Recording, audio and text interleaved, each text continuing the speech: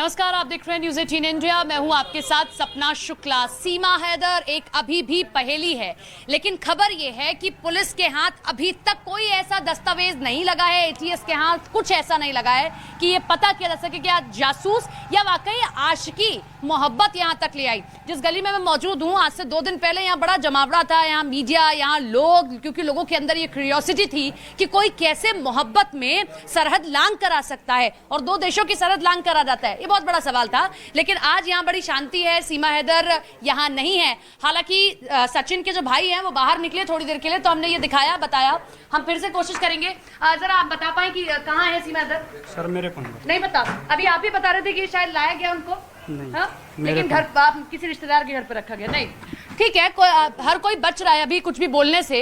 ये भी बचते हुए नजर आए, कोशिश हम कर रहे हैं इनसे कि कुछ बताएं, लेकिन वो नहीं बता रहे हैं। ये गली अभी फिलहाल सुनसान पड़ी हुई है, रिश्तेदार भी कुछ बचाने से बच रहे हैं, लेकिन यहाँ ये जरूर कहा जा रहा है कि वहां से उनको रिलीज कर दिया गया है और अभी वो किसी रिश्तेदार के घर हैं। 2 बच्चे यहीं पर हैं सीमा के, और 2 बच्चे सीमा के पास ही हैं। ये दरवाजा हम बार बार खटखटाने की कोशिश करते, लेकिन कोई बाहर नहीं निकलता, और इतने के बाद तो यहाँ आप कोई बात करने को भी तैयार नहीं है। लेकिन खबर यह है कि एटीएस के हाथ अब तक भी कोई ऐसा दस्तावेज नहीं लगा है जिसमें वो ये साबित कर पाए कि ये कोई जासूस ही है। किस तरीके से सीमा अवैध तरीके से, ये जरूर बात है देखिए कि आप अगर मोहब्बत में भी देशों की सीमा को लांग कर आए हैं तो भी आप अवैध तरीके से आए हैं। आपको क्या जरूरत पड़ी, क्या आप कुछ और तरीका नहीं अपना सकते थे? ये बहुत बड़ी बात है। एक रिपोर्ट आपको दिखाते हैं, उसके बाद हमारे सहयोगी भी हमारे साथ जुड़ेंगे और बाकी जानकारी भी आपको देंगे।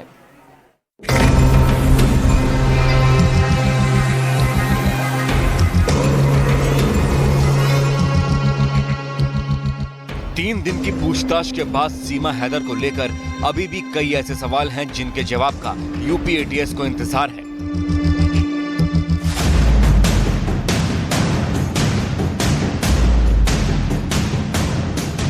यूपी एटीएस सीमा और सचिन से पूछताछ कर रही है। इस दौरान कई खुलासे हुए हैं। कई ऐसे राज से पर्दा उठा है जो सीमा खुद में समेटे हुए थी, और कई दस्तावेजों में सीमा के इरादों और उसके भारत आने के मकसद के बारे में पता चलता है।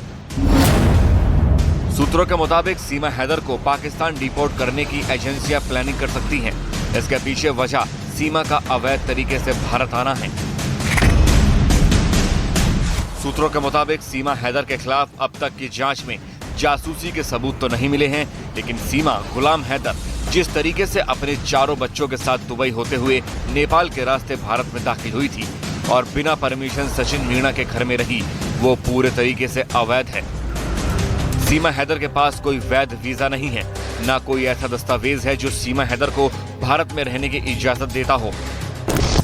ऐसे में जांच एजेंसियां सीमा हैदर और उसके 4 बच्चों को वापस से पाकिस्तान भेजने के विकल्प पर विचार कर सकती हैं।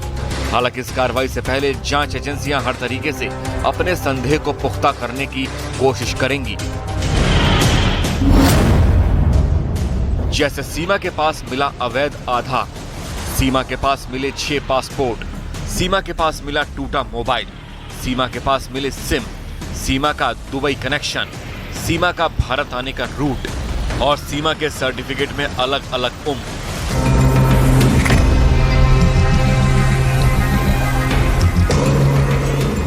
क्योंकि ये वो वजह है जिनके बाद सीमा गुलाम हैदर पर शक की सुई घूमी थी और सीमा हैदर एटीएस की रडार पर आ गई। नेपाल में सीमा और सचिन की मुलाकात हुई थी। दोनों कई दिनों तक नेपाल के होटल में पति पत्नी का रिश्ता बताकर रुके थे और नेपाल में ही दोनों शादी करने का दावा भी कर रहे थे।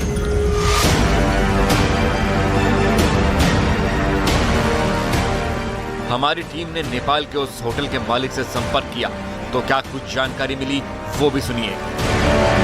शाम को निकलते थे मैडम, दिन भर रूम में रहते थे और सुबह और शाम को थोड़ा वो लोग बाहर निकलते थे। तो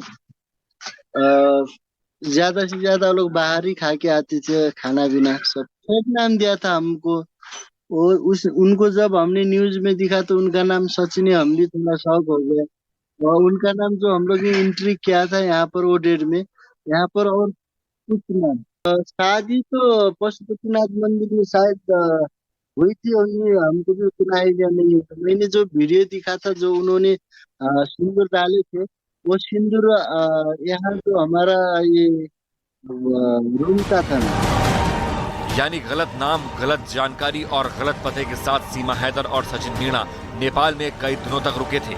एटीएस सूत्रों का दावा है कि टीम ऐसी तमाम सबूतों की तस्दीक करने में लगी है और अगर सीमा हैदर जासूसी के आरोपों से बरी हो जाती है तो उसे अवैध तरीके से भारत आने पर डिपोर्ट किया जा सकता है। इस घर के दरवाजे आज नहीं खुल रहे हैं, लेकिन 2 दिन पहले यहीं से सीमा हैदर अपनी आशिकी की और अपनी मोहब्बत की पूरी कहानी को बयां कर रही थी। हमारे साथ हमारे 2 सहयोगी जुड़ रहे हैं, आनंद हमारे साथ जुड़ रहे हैं और साथ ही साथ हमारे नेपाल से सहयोगी दीपक बिष्ट भी जुड़ रहे हैं। उनका कर लेते हैं। दीपक, आप यहाँ आए, आपने इंटरव्यू किया, अभी बताइए कड़ी से कड़ी मिलती दिख रही है जब नेपाल पहुंचे, यहाँ के बयान और नेपाल में जब आप उस होटल उन लोगों से मुलाकात किया तो? देखिए, कहीं ना कहीं यहाँ पर जो नेपाल के पशुपतिनाथ मंदिर में हम यहाँ पर मौजूद हैं और पशुपतिनाथ मंदिर में जो ये हिस्सा मैं दिखा रहा हूँ पशुपतिनाथ मंदिर का, यहाँ पर अमूमन उन लोगों की शादियाँ होती हैं जो यहाँ पर शादी करने के लिए अलग जोड़े यहाँ पर मौजूद होते हैं। लेकिन जो मंदिर के अंदर हमारे सूत्रों ने बताया है कि अभी तक कोई ऐसा रिकॉर्ड उनका नहीं मिल सका है जो यहाँ पर उन दोनों ने शादी की हो, क्योंकि न ही मंदिर के रजिस्टर में कोई नाम अंकित है या फिर ये कहा जा सकता है कि दोनों ने अपनी पहचान छुपाई है। क्योंकि मैं दिखाना चाहूँगा एंट्रेंस जो यहाँ पर पशुपतिनाथ मंदिर का जो दूसरा हिस्सा जहाँ पर शादी होती है वहाँ पर साफ तौर पर लिखा है entrance for the Hindus only, यानी यहाँ पर सिर्फ हिंदू समुदाय के लोग जो आते हैं वो यहाँ पर शादी करने के लिए एलिजिबल हैं, उनको ही यहाँ पर परमिशन दी जाती है। जबकि सीमा हैदर मुस्लिम है और यहाँ पर उसने क्या अपना नाम छिपाया था, क्योंकि हमने अभी यहाँ पर जो जानकारी ली अंदर मंदिर के अंदर, तो उनका ये कहना था कि इस नाम के या फिर इस शक्ल के कोई भी ऐसा नहीं था जिन लोगों ने यहाँ पर शादी की हो। और 10 मार्च से लेकर 18 मार्च तक के दौरान यहाँ पर कोई शादी नहीं हुई और ऐसे लोग कोई नहीं आए, क्योंकि उन्होंने जो नाम बताया था सीमा और सचिन, इस नाम से कोई भी यहाँ पर रिकॉर्ड में नहीं है, जिससे ये माना जा सकता है कि कहीं ना कहीं जो शादी का उन्होंने दावा किया था कि पशुपतिनाथ मंदिर में नेपाल की शादी की जो ये शादी वाली बात कही गई थी वो इस मंदिर में नहीं हुई है। जो आपके सामने सीमा का जब आपने इंटरव्यू किया, सचिन का इंटरव्यू किया, उन्होंने कहा कि हमने शादी पशुपतिनाथ मंदिर में किया, उन्होंने नहीं की, ऐसा रिकॉर्ड वहां नहीं है। बिल्कुल बिल्कुल, मैंने ही दोनों से बातचीत की थी, सीमा हैदर और सचिन से, जब उन्होंने कहा था कि उन्होंने नेपाल के पशुपतिनाथ मंदिर में उस दौरान शादी करी थी जब वो पाकिस्तान से 10 मार्च के आसपास यहाँ पर पहुँची थी। और उसके बाद उन दोनों ने इसी मंदिर में आकर यहाँ पर शादी की थी। पशुपतिनाथ मंदिर में यहाँ पर उन लोगों को परमिशन होती है क्योंकि कई लोग यहाँ पर शादी विवाह के लिए रोजाना आते हैं और यहाँ पर साफ तौर पर लिखा जाता है कि सिर्फ वही यहाँ पर शादी कर सकता है। क्योंकि सीमा हैदर मुस्लिम थी और यहाँ पर उसने क्या अपनी पहचान छिपाई, क्योंकि मंदिर के रिकॉर्ड में हमने ये पता लगवाया है कि यहाँ पर किसी भी तरह से सीमा हैदर या फिर सचिन मीणा का नाम नहीं है।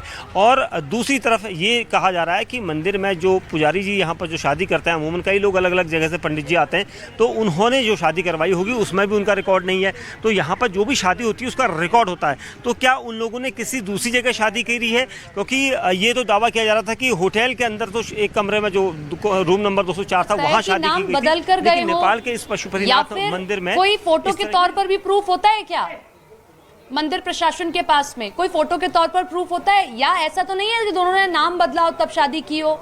अगर ये शादी की बात कह भी रहे हैं तो देखिए, अभी तक ऐसी कोई पुख्ता चीज़ें नहीं मिल पाई हैं, क्योंकि एटीएस भी अभी तक यहाँ पर नहीं पहुँची है, क्योंकि यूपी एटीएस को भी यहाँ पर जानकारी मिलनी है और उसको जानकारी के लिए उत्तर प्रदेश से यहाँ भेजा गया है। लेकिन अभी तक न्यूज़ 18 इंडिया की टीम ही यहाँ पर इकलौता चैनल है जो यहाँ पर पहुँचा है नेपाल के पशुपतिनाथ मंदिर में।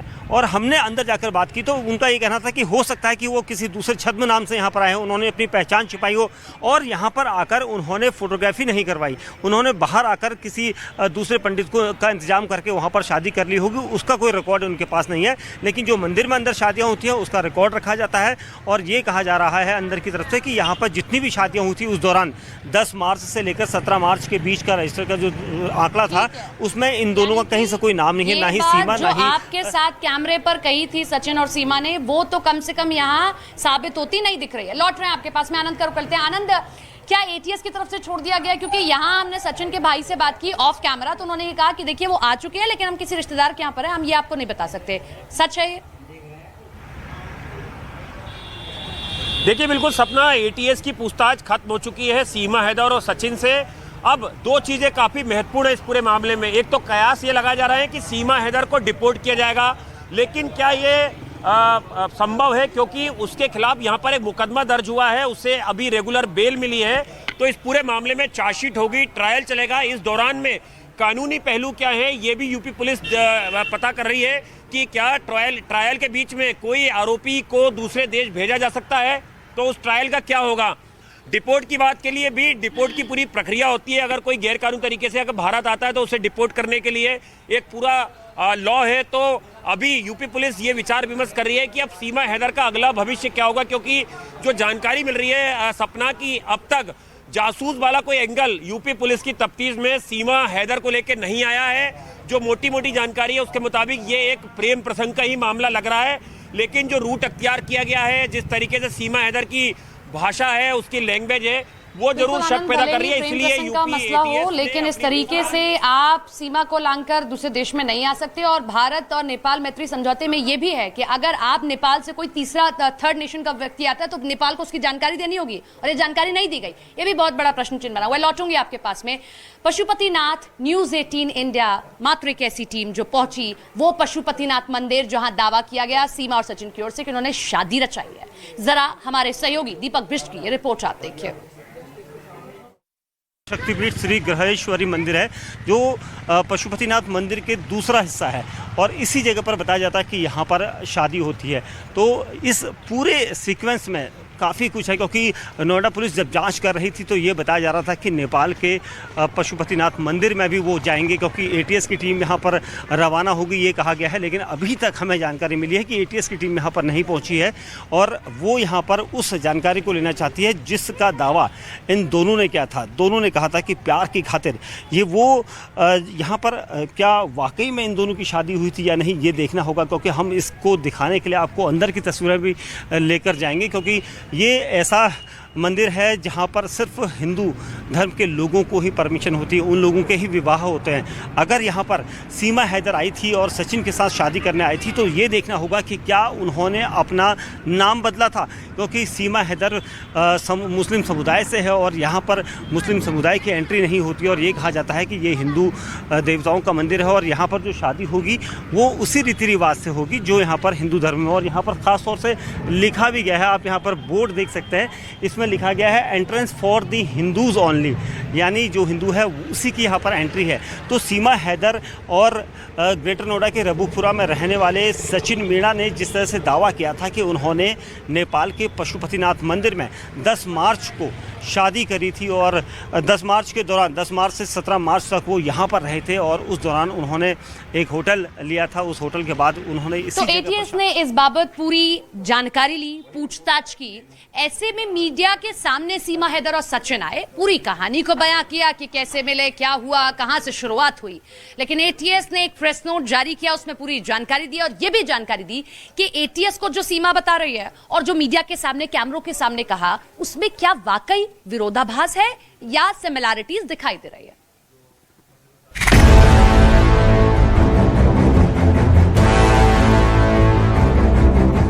मैं भी उनके साथ खुश हूँ, वो अल्लाह और भगवान करे कि हमेशा खुश रहे। मोदी जी से मेरी रिक्वेस्ट है कि मैं हिंदू धर्म में तो आ गई हूँ।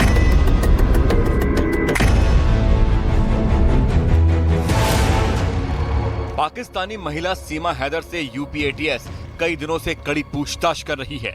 सीमा हैदर और सचिन से यूपी एटीएस ने अलग अलग और फिर एक साथ में बैठाकर भी पूछताछ की, लेकिन अभी तक एटीएस के हाथ ऐसी कोई जानकारी नहीं लगी है जिससे सीमा पर जासूस होने का शक गहराए।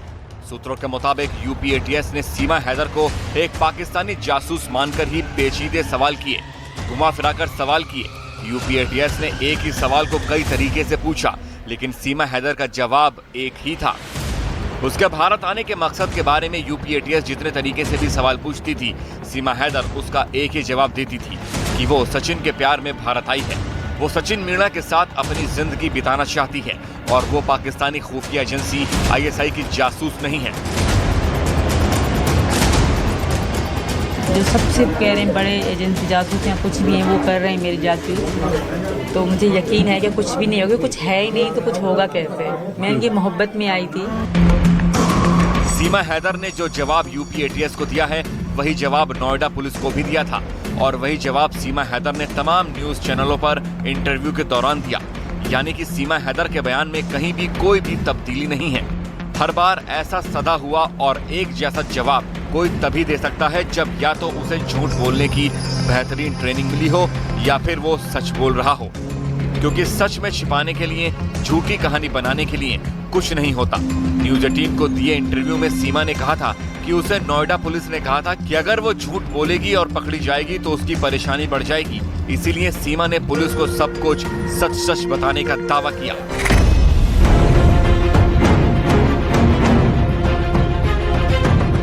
सीमा हैदर से पूछताछ के बाद यूपी एटीएस ने एक प्रेस नोटिस जारी किया जिसमें 10 पॉइंट में सीमा हैदर के बारे में पूरी जानकारी दी गई है। इस प्रेस नोट में कहा गया है कि सीमा हैदर पाकिस्तान में अपना घर बेचकर सचिन के पास नोएडा आई थी।